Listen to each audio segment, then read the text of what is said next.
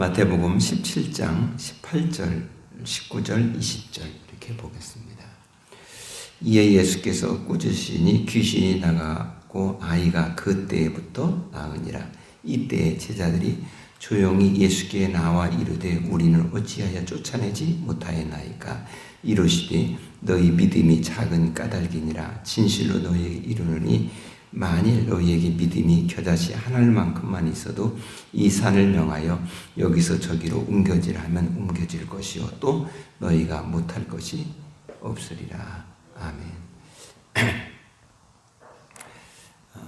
우리는 지금 앞에서 예수님께서 제자들에게 하신 말씀을 이어서 오늘 본문을 우리가 좀 보아야 될 것입니다.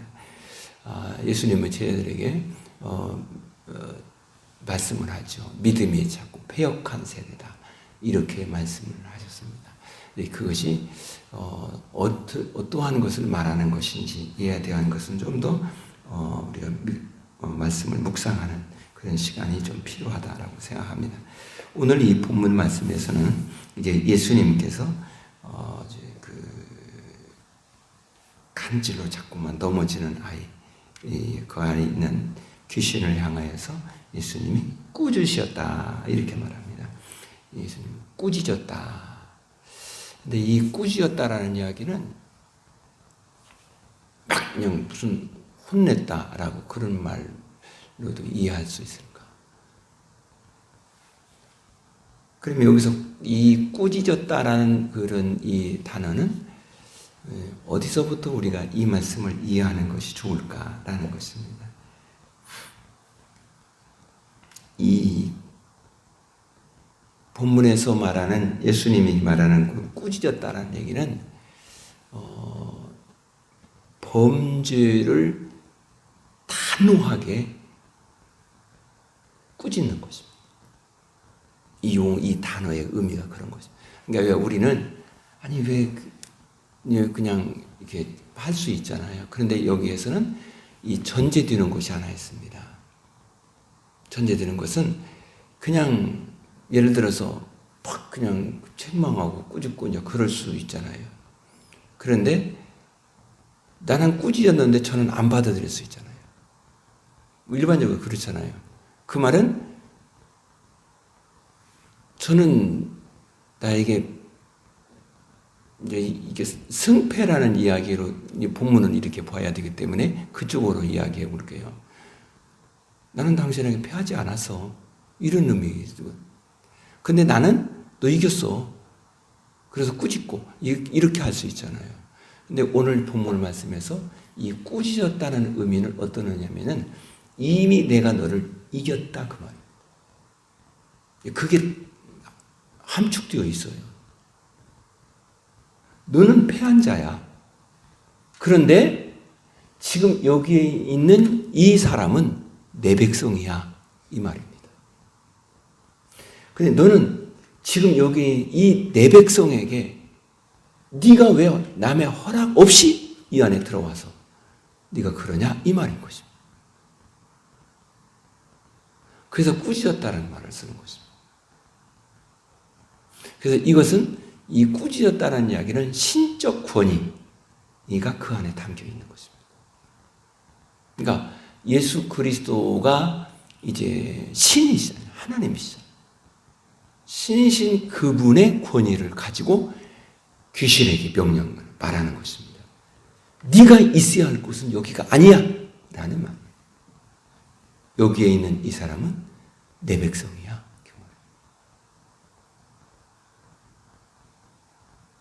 여러분, 이 말을 들으면서 우리가 무슨 생각을 해야 합니까? 주님이 우리를 어떻게 대하느냐라는 것입니다. 이 사람이 그냥 가다가 이렇게 넘어지고, 불에도 넘어지고, 물에도 넘어지고, 그랬다 이 말이죠. 그러니 사람들이 그를 대할 때 무슨 생각하겠습니까? 당시에 이 질환을 나병이라든지 이 질환을 어떻게 보았냐면 신의 저주를 받은 병 그렇게 보는 거예요. 그러니까 이제 성경적으로 보면은 이제 크게 이제 나병, 혈류병, 그 다음에 간질. 이걸 신의 저주로 당신은 보았다면 꼭 그런 것이라 아니에요. 당신 사람들은 그렇게 생각했다 이 말이에요. 그러니 그렇게 하면은 저 하나님의 저주 받았네. 이렇게 사람들은 그런 눈으로 보았다 이 말이죠. 그런데 여기서 꾸짖었다는 이야기를 통해서 예수님이 이 사람을 어떤 눈으로 보고 있느냐라는 걸 말합니다. 저는 내 백성이야 이 말이에요. 나병을 향하여서 예수님, 나병을 걸린 그들을 향해서도 예수님은 저는 내 백성이야 이 말인 거죠. 그러면 오늘 우리는 내가 지금 어떠한 위치에 어떤 상황이 있다 할지라도 주님은 나를 어떻게 보시고 있을까라는 이야기. 너는 내 백성이야. 내 자녀야. 이 말에 우리는 어때요? 감격이 되는 것입니다. 사람들은 보이는 현상에 의해서 자기 판단을 하기 쉽습니다. 그런데 주님은 내가 저를 어떻게 보고 있느냐, 그 보이는 현상이 아니라 하나님 아버지께서 저를 어떻게 보고 있느냐라는 것입니다. 하나님은 우리가 아무리 죄를 많이 짓고 그냥 만신창이가 되어 있다 할지라도 죄의 타불타불 폭파져 쌓여 있다 할지라도 하나님은 우리를 구원받을 백성 그리고 죄를 용서해주고 함께 살아가야 할 백성 하나님은 우리를 내가 저를 창조한 피조물 내 자녀 그렇게 보고 있음을 여기서 꾸짖었다는 말을 통해서 우리에게 말하는 것입니다. 그러기에 예수님은 지금 이 귀신에게 선언하는 것입니다. 꾸짖었다는 얘기예요. 그러니까 그 말에 귀신이 어때요? 그때부터 나온지라 떠났다 그 말이죠. 이게 아주 중요한 선언입니다. 예수님이 꾸짖으니까 어때요? 이 귀신은 그대로 승복하는 것입니다. 그렇다면 오늘 이 18절을 통해서 우리가 봐야 돼요. 나는 하나님의 자녀입니다. 그렇죠? 하나님 백성이잖아요. 그러면 나는 하나님이 말씀하실 때 그 말씀이 꾸짖어서가 아니라 하나님 우리를 사랑해서 우리에게 내 영혼의 유익을 위해서 말씀을 하십니다. 그때 나는 어때요? 마귀는 예수님이 꾸짖으니까 나가라 그러니까 나가게 되잖아요. 아니 이걸 왜 제자들은 그렇게 했느냐 못했느냐 그걸 자꾸 따지면 자꾸 돼요. 그러다 보니까 우리는 뭘 생각해요? 비교가 되는 거예요. 자, 예를 보세요. 어느 사람이 이제 기도를 하고 하니까 그 기도한 대로 저 사람이 병이 나았다. 그럼 와 대단한 사람이에요. 근데 기도가 했는데 안 나왔어. 저 사람 그냥 그런 사람이네. 그러면 어때? 우리는 비교해요. 이건 상대적인 거예요. 내 현 주소가 이런 현 주소이든 저런 현 주소이든 주님은 우리를 어떻게 보시냐라는 거예요. 어떻게? 나를 하나님의 자녀로 보십니다.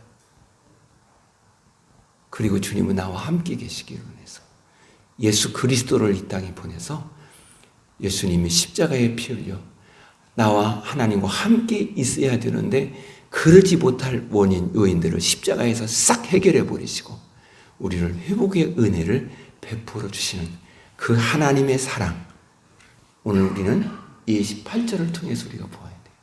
그러면서 오늘 이제 우리가 주님께 이런 기도 고백이 필요하잖아요. 귀신도 예수님이 말씀하니까 그 말을 들었어요. 나는 하나님의 자녀예요.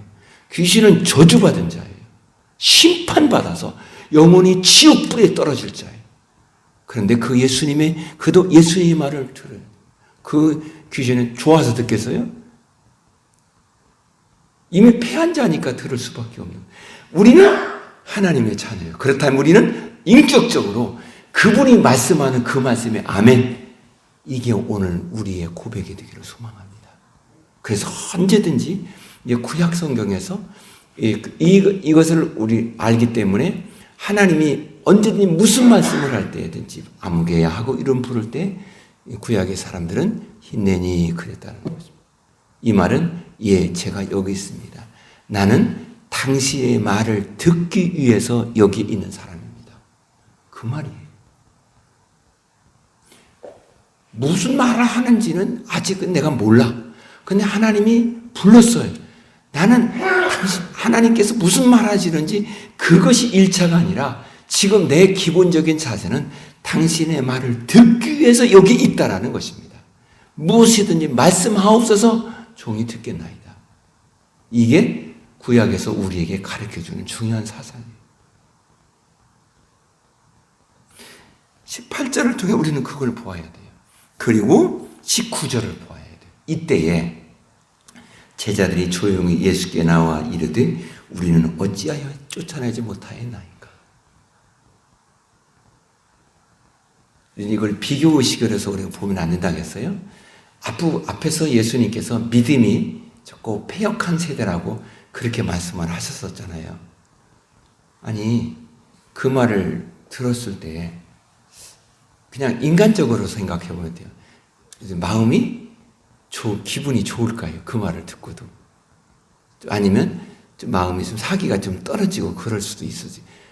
아니, 그럴 수도 있지 않겠어요? 그렇잖아요. 그런데 이 제자들이 예수님께 우리는 어찌하여 쫓아내지 못하였나이까 라고 묻습니다. 어찌하여 쫓아내? 아니, 이미 예수님은 앞에서 말했잖아요. 믿음이 적은 자라고 딱 얘기했잖아요. 그러니까 우리가 믿음이 적다라는 걸 다 예수님이 말했으니까, 내가 인정하고 있는 거, 아는 거 아니겠어요? 이게 또 묻는 것입니다.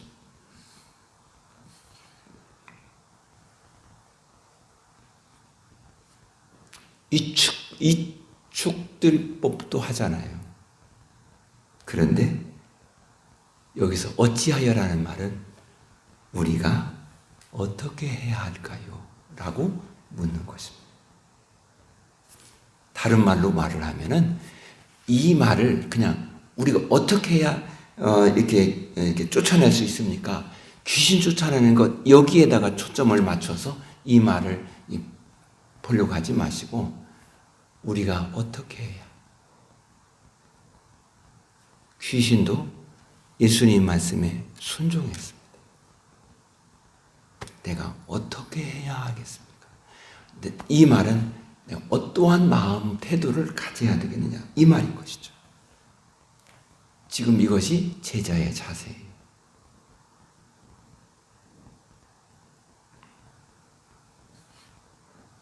그래서 예수님은 믿음이라고 말하는 것입니다. 이것을 이런 태도를 가지고 저걸 저런 태도를 가지고 이것이 우선이 아니라 믿음이라는 것입니다. 여러분, 마귀는 우리의 영적 상태를 기가 막히게 잘 압니다. 그래서 다른 것으로 우리를 이게 포장을 해서 우리를 시험에 빠지게 하고 넘어지게 만들려고 합니다. 내가 요즘에 마음은 있는데 바빠서 그래. 마음은 있는데 형편이 안 돼서 그래. 여러 가지 다른 이유를 가지고 이제 주님이 말씀하신 말씀에 우리는 어떤 사람이냐면 힘내니 하는 사람이라겠어요.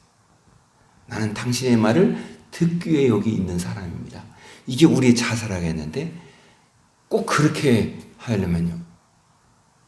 아닌다고 생각하거든요. 그러니까 마귀는 네가 지금 바쁘잖아. 형편이 안 되잖아. 여러 가지 이유를 말합니다.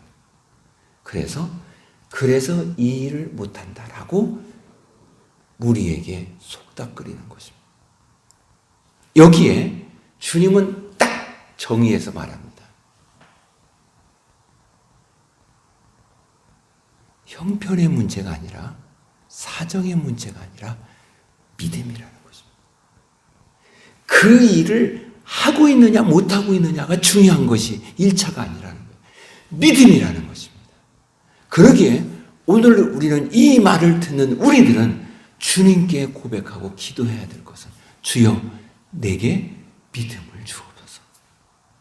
왜? 내가 믿음이 있는 사람처럼 보여졌는데 현실에 가보니까 염려가 밀려오면 염려에 폭 빠져서 믿음이 보이지 않는 데가 있고, 세상성에 밀려오면 그 세상성에 빠져서 또한 믿음이 보이지 않을 때가 있습니다. 주여, 이제 염려가 밀려오든 세상성이 밀려오든 어떠한 것이 밀려오든 내 마음의 중심은 항상 믿음이 있는 자로 살기를 원합니다.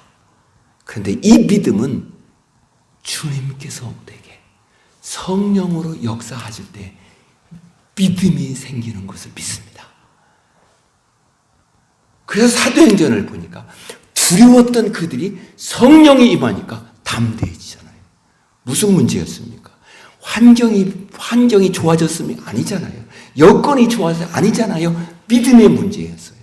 그래서 우리가 끊임없이 주님께 기도하며 주여, 내게 믿음을 주옵소서. 환경을 이길 수 있는 믿음, 세상성의 이 모든 유혹을 이길 수 있는 믿음, 그 믿음을 내게 주옵소서. 다른 것을 우리가 이야기하고 논하고 탓하기 전에, 환경을 탓하기 전에 주님, 내게 믿음을 주옵소서. 예수 그리스도가 내 삶의 가장 중심이 되어지는 그런 확신 속에 살아가는 믿음. 이 땅의 삶을 살다가 어느 때인가 주님이 나를 부르실 때 나는 천국에서 주님과 함께 살 수 있다라고 약속하신 그 말씀을 믿는 믿음. 아무리 세상에 많은 사람들이 나를 향하여 무슨 말을 한다 할지라도 주님은 여전히 나를 사랑하신다라고 하는 믿음. 내가 죄를 저고 넘어졌다 할지라도, 어느 상황에 있다 할지라도 내 입술을 벌려 주님 앞에 아버지 하고 아버지를 부를 때 아버지는 나를 외면하지 않고 내 곁에서 나와 함께 계셔서 나를 붙드시고 격려하시고 용기 주시고 응원하시고 지지해 주신다라고 하는 믿음. 우리 모두요, 우리가 그 믿음으로 살기를 소망합니다. 기도하겠습니다. 주님,